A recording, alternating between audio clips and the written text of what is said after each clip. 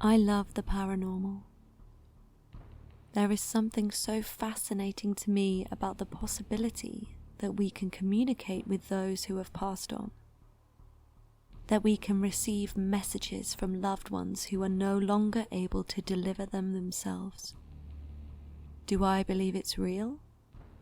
Yeah, I do. Well, let me clarify. I believe that most YouTube videos and television shows of paranormal investigations are nothing more than fabricated clickbait. They're entertainment programs with the creepy music, weird communication technology, and night vision cameras.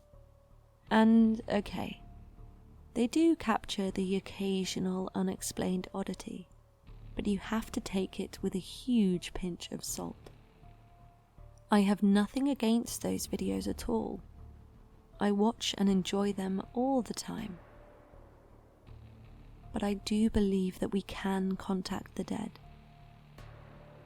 I believe that departed souls still remain on this astral plane. I believe this because I've seen it. It all started when I was around 8 years old. Every so often I would see people in the distance looking in my direction. I would blink and they would disappear. It never frightened me because I never felt like they wished me ill or harm. They were just a quirk of my upbringing, just sometimes there, lurking in the corner of my eye. I always got the impression that they would like to communicate with me, that they wished for me to pass on a message to their loved ones, but I wasn't able to hear what they were trying to say. I never told anyone. That was until a few weeks ago. I recently started university and moved into halls where around 100 students live. I made friends very quickly with the girl in the dorm opposite me. Megan and I shared a similar taste in music, films, and outdoor adventures. One night we were just hanging out and having a few drinks when the conversation topic turned to the paranormal. We both admitted with guilty giggles that we were both a little obsessed with all things spooky. We compared notes about our favourite investigation shows and our theories about the best way to communicate with the deceased. She made a suggestion that we should conduct a Ouija session right there in her dorm. The building was old and just had to be haunted, she said. Imagine how many souls had lived there and may still be there, may have died as a student and never left. I was a little drunk, so I agreed. Yeah, I said, we really should do that. Because, can you keep a secret? She could, she said. I hesitated. I have seen them my whole life. I believe they need my help, and I think I'm ready to try and help them. She promised not to tell another living soul.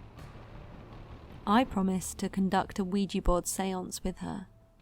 We took a shot together to seal the pact. The next morning I woke up with an awful hangover and had no memory of that conversation at all. But my neighbour remembered. A few weeks later, Megan and I were on a night out in the city centre for Halloween.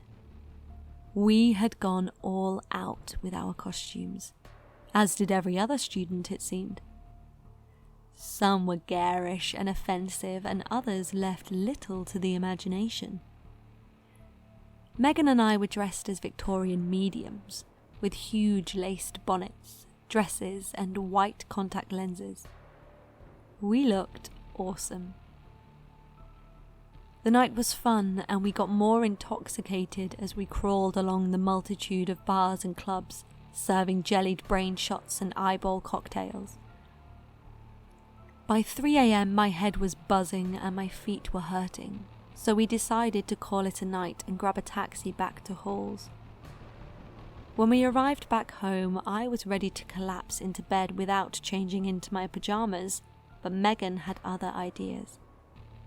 She steered me into her room instead of my own.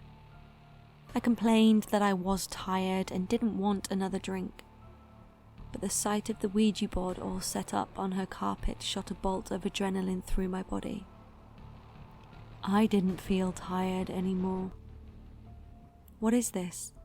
I asked, but as I spoke the words, the memory of a non-earnest past agreement filtered into my consciousness. "You promised," she whispered. She set about lighting candles, smudging sage and drawing a circle of salt around the board. I could feel a low, buzzing hum that had nothing to do with alcohol radiating from my toes to my eyebrows. It was as if I could feel the footsteps of a stampeding army approaching. "I'm ready," she said. "Let's join hands."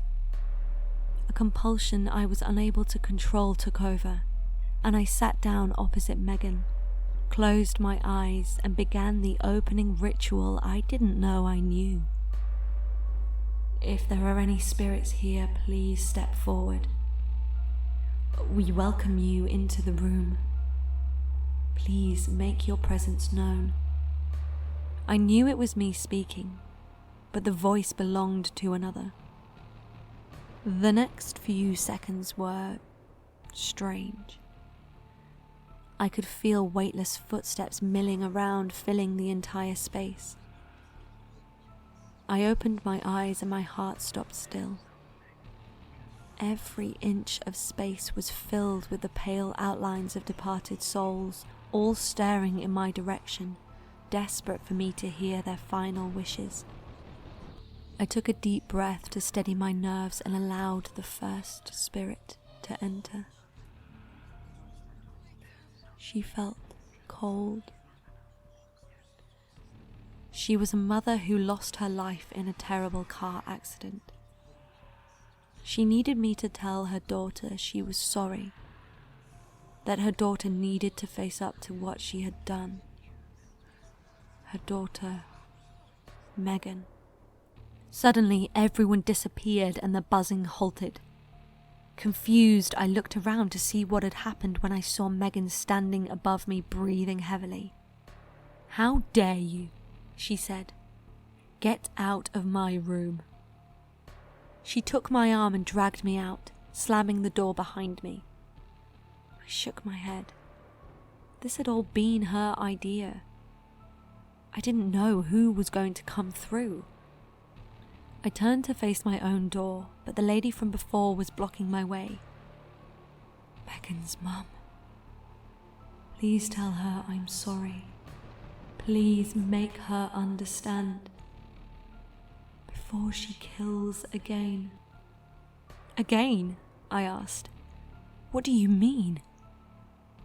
She told me that Megan had an obsession that stemmed from when she lost her mother in a car accident at the age of 7. She'd been trying to communicate with the dead by any means necessary ever since. Last year, Megan laced another girl's drink with poison, believing she'd be able to communicate with the other side in her last few moments. It hadn't worked. The girl is still missing. "Why are you telling me all of this?" I asked. The apparition smiled in a sympathetic way.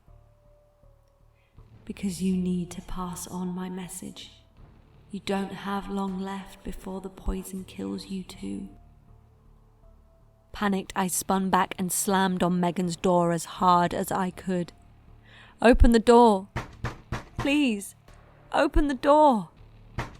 Please, open the door!"